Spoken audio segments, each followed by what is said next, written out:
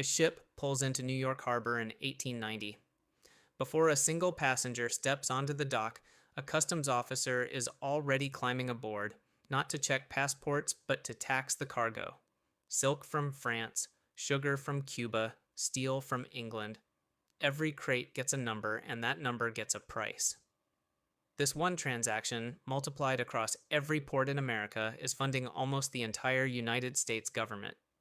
No income tax, no IRS, no April deadline circled in red on anyone's calendar. And the strange part? You are still paying a version of this exact tax today every time you buy something imported without ever seeing a receipt that says so. Picture this. It's 1789. The United States is a brand new country with a brand new problem. It's broke. The Revolutionary War left it drowning in debt, and the federal government has almost no way to collect money. There's no income tax. There's barely a functioning tax system at all, so the very first Congress does something that seems almost boring, almost administrative, and it passes a tariff, a tax on goods coming in from other countries. It's sold as simple and fair. Foreigners selling into your market pay a toll at the door. Domestic industry gets a little breathing room, and the government gets just enough cash to keep the lights on. Nobody in that room in 1789 thinks they're building the financial skeleton of a nation for the next 124 years. It looks small, it looks temporary, it is neither. The man who designs the machinery behind this system is Alexander Hamilton, the first Treasury Secretary, and he does not think small.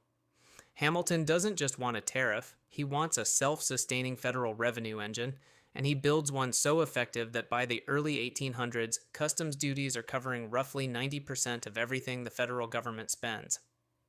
90%. One tax, at one set of doors, funding an entire country. Hamilton makes a decision here that looks purely technical. Instead of taxing citizens directly, tax the goods before they even reach citizens. It's popular. It's relatively invisible. Nobody feels it the way they'd feel a bill in the mail. Remember that feeling, because it is going to matter enormously later. A tax people don't feel is a tax. People don't fight. For the next 70 years, this system barely changes. From 1790 to 1860, tariffs make up around 90% of federal revenue, according to Dartmouth economist Douglas Irwin, who has spent decades tracing this exact number. 90% for 70 years. No income tax, no payroll tax, just a nation funding its army, its post office, its westward expansion, almost entirely off the price tag stapled to imported goods. It works, more or less, until the country breaks in half. The Civil War changes everything because war is expensive in a way tariffs alone can't cover. In 1861, the federal government, desperate for cash to fight the Confederacy, does something it has never done before. It passes the country's first income tax. It's small, temporary, aimed mostly at the wealthy, and everyone treats it as an emergency measure, something you do during a crisis and undo the moment the crisis ends. And that's exactly what happens. The war ends, the tax lingers a few more years, and by 1872, Congress lets it expire completely. Case closed, or so everyone believes. The country goes right back to funding itself almost entirely through tariffs and a growing menu of excise taxes on things like liquor and tobacco. But here's the crack starting to show. As the tariff system ages into the late 1800s, it stops looking neutral. It starts looking like a tool that protects certain industries and certain fortunes while quietly taxing ordinary consumers on everyday goods, sugar, clothing, tools, the basics of daily life. Wealth is concentrating at the top of the Gilded Age in a way the tariff system does nothing to touch, because tariffs tax what you buy, not what you earn. A dock worker and a railroad baron pay the exact same tariff on a bolt of imported cloth. That's the quiet unfairness sitting underneath 90% of federal revenue, and by the 1890s, people are starting to say so out loud. Before we go further, where are you watching this from? Drop it in the comments, along with whether you knew any of this before today, because I'm curious how much of American tax history actually makes it into classrooms versus how much just gets skipped over on the way to, and then the income tax started in 1913. So Congress tries again. In 1894, lawmakers pass a new income tax aimed once more at the wealthiest Americans. And almost immediately, it gets challenged in court. The case is Pollock versus Farmers Loan and Trust Company, and in 1895, the Supreme Court strikes the income tax down as unconstitutional. Not unpopular, unconstitutional.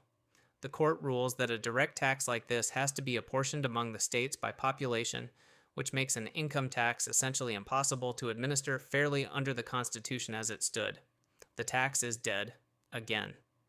And for a second time, the country is told, this is settled, this is closed, we're back to tariffs and excise taxes as the backbone of the federal budget, except this time the crack doesn't heal. Inequality keeps widening. Tariff rates keep climbing, protecting favored industries while raising prices on ordinary households. And a political coalition starts building around a single idea. The tax code should ask more from people who have more, not just charge everyone the same toll at the border, regardless of income. It takes almost 20 years, a constitutional amendment process, and a coalition of reformers in Congress, including men like Oscar Underwood, who would eventually write the bill that makes it real. But in February 1913, the 16th Amendment is ratified. For the first time, Congress has clear constitutional authority to tax income directly, without apportionment, without the workaround. A few months later, the Revenue Act of 1913, the Underwood-Simmons Act, becomes law. It cuts average tariff rates from around 40% down to 26%, and in the same stroke, it creates a permanent 1% tax on income above $3,000 a year. That threshold means the tax only touches roughly the top 3% of earners at first. It is small, it is targeted, it looks once again like a modest, reasonable fix. It was not. That modest 1% tax is the seed of the entire modern federal budget. Within a few years, income tax collections start climbing, helped enormously by the sudden, massive spending demands of World War I. By 1921, income tax revenue reaches roughly 4.6% of the entire economy, a level that would have been unthinkable a decade earlier. The story people usually tell stops right here, and then America had an income tax. Like it's the end of the movie. It's not the end. It's the moment the entire architecture of federal funding flips upside down, and it never flips back. Here's the number that shows just how completely it flips. Congressional Research Service data breaks American federal revenue into three distinct eras. Before 1863, customs duties, tariffs, made up about 85% of everything the government collected. From 1863 to 1913, that share drops to under half, replaced partly by excise taxes. And from 1914 onward, income taxes alone average close to 56% of federal revenue, with social insurance taxes, the payroll taxes that fund Social Security and Medicare, adding another substantial share on top of that. Tariffs, the tax that once funded 90% of the government, get pushed down to single digits, and then, eventually, to barely a rounding error. Now guess, before I tell you, what percentage of federal revenue tariffs make up today in 2026, with a president who has aggressively expanded them and called them a great revenue producer? Put your guess in the comments. I'll give you the real number in a minute, and it might surprise you either way. There's a smaller, human-scale version of this story worth sitting with. Picture a shopkeeper in 1913, someone who has spent their entire working life inside a tariff-funded economy, paying a little more for imported cloth and sugar without ever filling out a government form about their own income. Then, for the first time, a small percentage of Americans start receiving something new in the mail, a form asking them to report what they earned. It's confusing. It's unfamiliar. Most of them will never actually owe anything because the threshold is so high. But it marks a psychological shift as much as a financial one. The government is no longer just taxing what crosses a border. It's now, for a slice of the population, asking directly, what did you make this year? That question, asked quietly of the top 3% in 1913, is the same question that today gets asked of almost every working adult in the country. If this kind of deep dive into how the money actually works is useful to you, hit like. Genuinely, it's the main way videos like this reach more people, so it helps more than you'd think. So what happened to tariffs? They didn't disappear. They just shrank into the background until very recently.